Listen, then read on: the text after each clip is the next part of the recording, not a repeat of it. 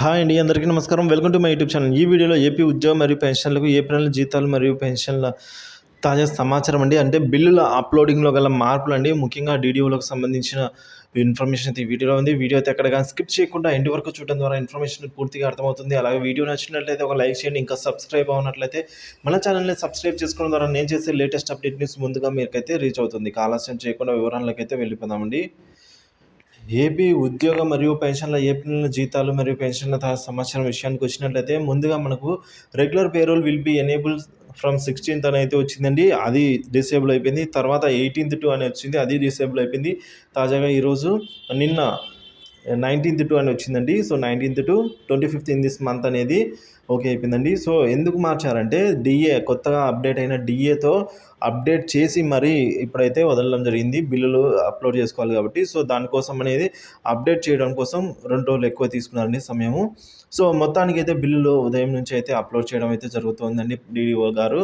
So ఇప్పుడు కొత్త DA అనేది పెరిగింది కదండి. సో దానికి సంబంధించిన కొన్ని మార్పులు చేర్పులు అయితే ఇప్పుడు ఏమేమి ఉండవచ్చో ఇప్పుడు ఈ వీడియోలో తెలుసుకుందాం.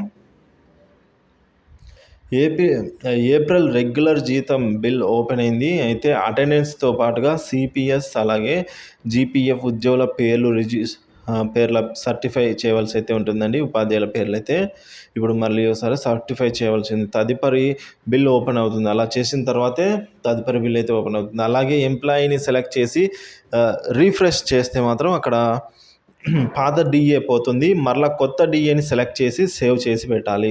సో ఈ విధంగా బిల్ అనేది పూర్తి అవుతుందండి. సో డిఏ అనేది అప్డేట్ అయిపోతుంది. ఏదైతే ముందు ఓల్డ్గా ఉండే 26.7 అనే డిఏ అనేది ఇప్పుడు 30.03% అయితే అప్డేట్ అయిపోయింది.